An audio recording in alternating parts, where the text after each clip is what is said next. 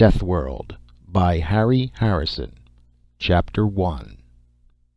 Some planet in the galaxy must, by definition, be the toughest, meanest, nastiest of all. If Pyrus wasn't it, it was an awfully good approximation. Jason Dinalt sprawled in soft luxury on the couch, a large frosty stein held limply in one hand. His other hand rested casually on a pillow. The gun behind the pillow was within easy reach of his fingers. In his line of work, he never took chances. It was all highly suspicious. Jason didn't know a soul on this planet, yet the card sent by service tube from the hotel desk had read, "Kirk Pyrus would like to see Jason Dinalt." Blunt and to the point. He signaled the desk to send the man up, then lowered his fingers a bit until they brushed the gun butt. The door slid open and the visitor stepped through. A retired wrestler. That was Jason's first thought. Kirk Pyrus was a gray-haired rock of a man, his body seemingly chiseled out of flat slabs of muscle. Then Jason saw the gun strapped to the inside of the other man's forearm, and he let his fingers drop casually behind the pillow. "I'd appreciate it," Jason said, "if you'd take off your gun while you're in here." The other man stopped and scowled down at the gun as if he was seeing it for the first time. "No, I never take it off." He seemed mildly annoyed by the suggestion. Jason had his fingers on his own gun when he said, "I'm afraid I'll have to insist. I always feel a little uncomfortable around people who wear guns." He kept talking to distract attention while he pulled out his gun, fast and smooth. He could have been moving in slow motion for all the difference it made. Kirk Pyrus stood rock still while the gun came out, while it swung in his direction. Not until the very last instant did he act. When he did, the motion wasn't visible. First his gun was in the arm holster, then it was aimed between Jason's eyes. It was an ugly, heavy weapon with a pitted front orifice that showed plenty of use. And Jason knew if he swung his own weapon up a fraction of an inch more, he would be dead.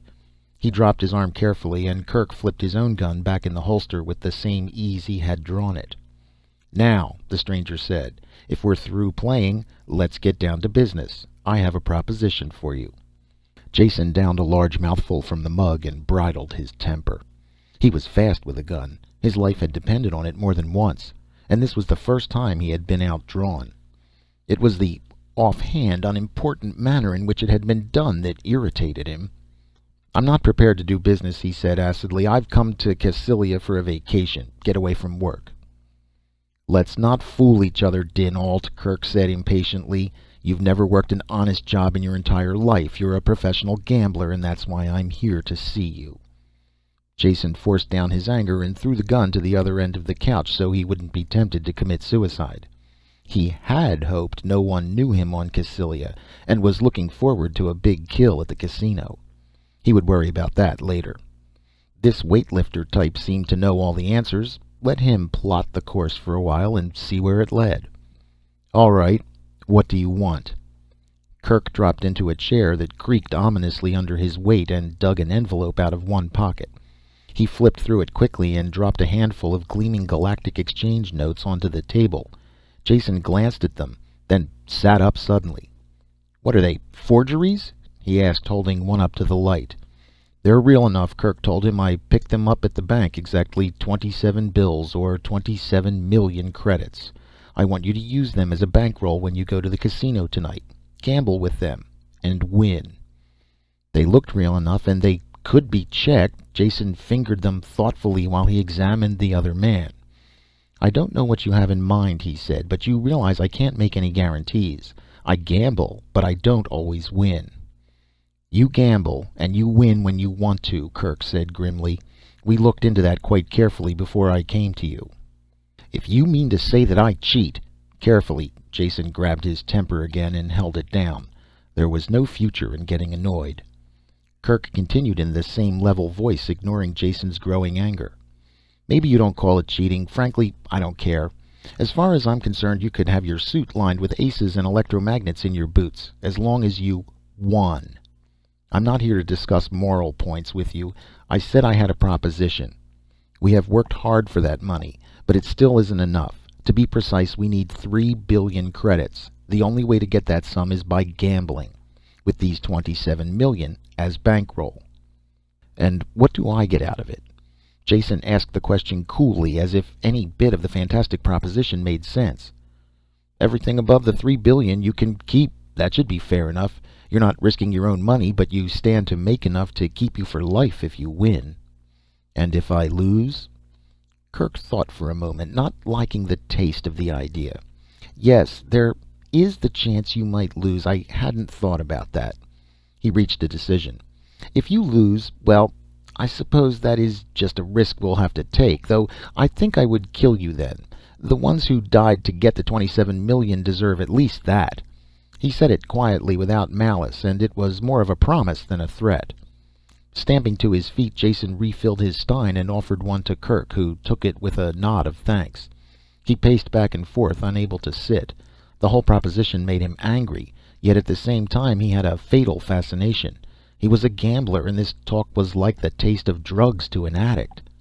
Stopping suddenly, he realized that his mind had been made up for some time. Win or lose, live or die, how could he say no to the chance to gamble with money like that? He turned suddenly and jabbed his finger at the big man in the chair. "I'll do it. You probably knew I would from the time you came in here. There are some terms of my own, though. I want to know who you are and who they are you keep talking about, and where did the money come from? Is it stolen?" Kirk drained his own stein and pushed it away from him. "Stolen money? No, quite the opposite.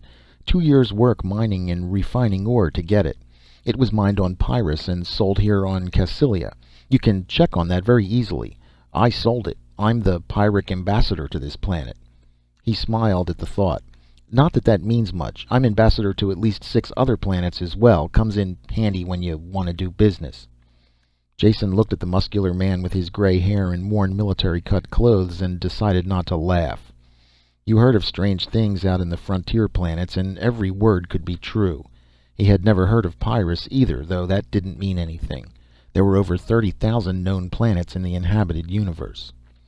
"I'll check on what you've told me," Jason said. "If it's true, we can do business. Call me tomorrow." "No," Kirk said. "The money has to be won tonight. I've already issued a check for this 27 million. It will bounce as high as the Pleiades unless we deposit the money in the morning. So that's our time limit." With each moment, the whole affair became more fantastic and more intriguing for Jason. He looked at his watch. There was still enough time to find out if Kirk was lying or not. "All right, we'll do it tonight," he said. "Only I'll have to have one of those bills to check." Kirk stood up. "Take them all. I won't be seeing you again until after you've won. I'll be at the casino, of course, but don't recognize me. It would be much better if they didn't know where your money was coming from or how much you had."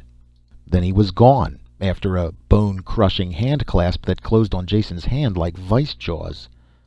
Jason was alone with the money. Fanning the bills out like a hand of cards, he stared at their sepia and gold faces, trying to get the reality through his head. 27 million credits.